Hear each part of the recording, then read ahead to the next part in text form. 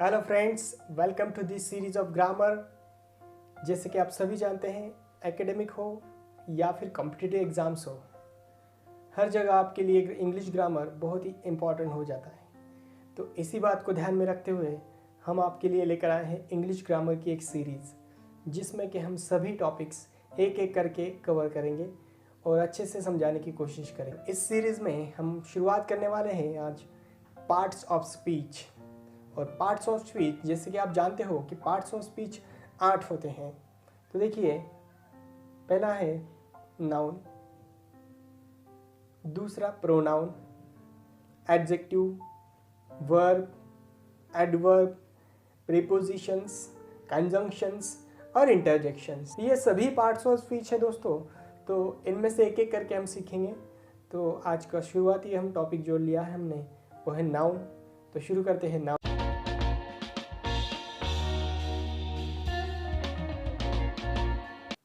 तो चलिए हम डिटेल में सीखते हैं। तो जैसे कि आप देख सकते हो, there are 8 parts of speech in English: noun, pronoun, adjective, verb, adverb, prepositions, conjunctions and interjections. तो इनमें से आज हम नाउन सीखने वाले हैं और जो बाकी है उनको हम आने वाले सेशंस में सीखेंगे। तो अब हम नाउन की डेफिनेशन देख लेते हैं।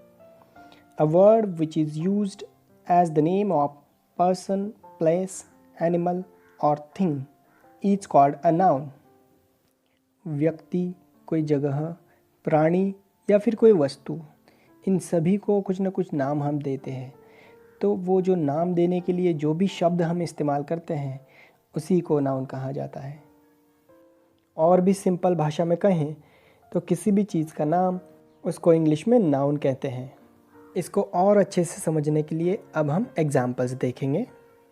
तो जैसे किसी व्यक्ति का नाम रमेश, किसी शहर का नाम इंदौर, किसी प्राणी का नाम टाइगर, किसी वस्तु का नाम बुक।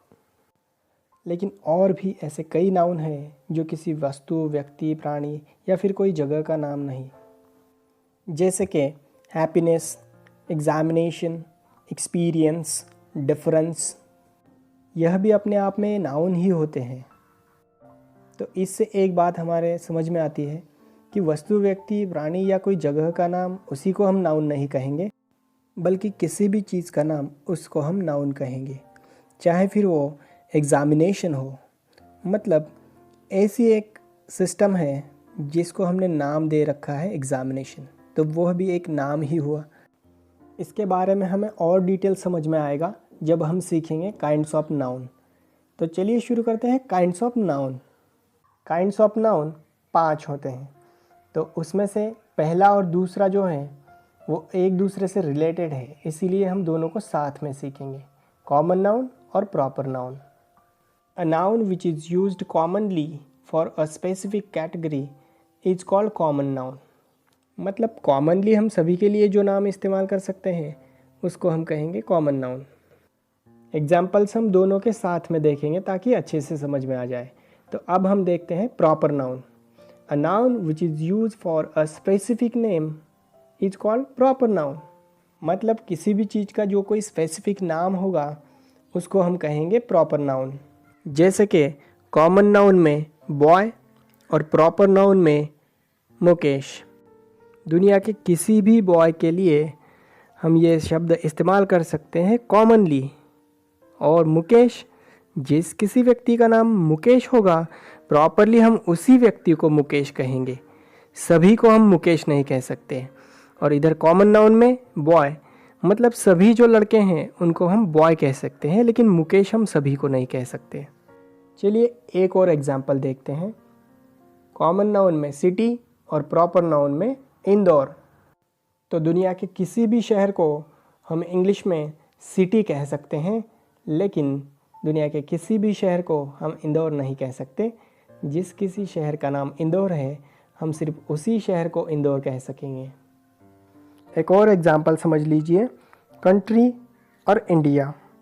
तो कंट्री है कॉमन नाउन, क्योंकि कॉमनली सभी कंट्रीज़ को हम ये कह सकेंगे, लेकिन India it is a proper noun, क्योंकि जिस कंट्री का नाम इंडिया है उसी कंट्री को सिर्फ हम इंडिया कहेंगे। एक आखिरी एग्जाम्पल देख लीजिए। कॉमन नाउन में वुमन और प्रॉपर नाउन में सीता। अब तो आपके समझ में आ ही गया होगा। तो चलिए अब कलेक्टिव नाउन सीखते हैं। A name given to the collection of things और a name of group of things is called collective noun. मतलब किसी भी समूह के नाम को कलेक्टिव नाउन कहते हैं। तो अब एग्जाम्पल्स देख लेते हैं ताकि अच्छे से समझ में आ जाए। तो पहला है अ क्राउड ऑफ पीपल, यानी कि लोगों की भीड़। दूसरा अ बंच ऑफ ग्रेप्स, मतलब अंगूर का गुच्छा। उसी तरीके से a bunch of keys, a herd of cattle, an army of soldiers. इन सभी एग्जाम्पल्स को अगर ध्यान से देखें तो समझ में आता है कि किसी न किसी समूह का ये नाम है। तो आपके भी समझ में आ ही गया होगा कि कलेक्टिव नाउन किसे कहते हैं। Number 4, material noun. It refers to a material और substance from which things are made. मतलब कोई भी ऐसा पदार्थ जिससे कि हम दूसरी चीज़ें बना सकते हैं। इसके भी एग्जाम्पल्स देखोगे तो अच्छे से समझ में आ जाएगा। Milk, silver, gold, copper. मतलब दूध, चांदी, सोना, तांबा। ये सभी ऐसे पदार्थ हैं जिनका इस्तेमाल करके हम दूसरी चीज़ें बनाते हैं। जैसे कि दूध से हम दही या पनीर बनाते हैं, या धातुओं से हम और भी चीज़ें बना सकते हैं। और हाँ, एक इनकी खास बात होती है, ये सभी मटेरियल नाउन जो होते हैं ये अनकाउंटेबल होते हैं। यानी कि इनको हम 1, 2, 3 ऐसा गिन नहीं सकते। हम ये नहीं कह सकते अ मिल्क और 2 मिल्क, इसीलिए ये अनकाउंटेबल होते हैं। और आखिरी है abstract noun. Abstract noun is the word that name the things which are not concrete. मतलब ऐसी चीज़ों के नाम जिनको हम देख नहीं सकते, सिर्फ महसूस कर सकते हैं। For example happiness, anger, examination, evaluation. ये सभी ऐसी चीज़ों के नाम हैं जिनको हम प्रत्यक्ष देख नहीं सकते, सिर्फ महसूस कर सकते हैं। तो दोस्तों, ये था आज का टॉपिक नाउन। आपको ये सेशन कैसा लगा हमें कमेंट करके ज़रूर बताइएगा। और अगले सेशन में हम प्रोनाउन सीखेंगे।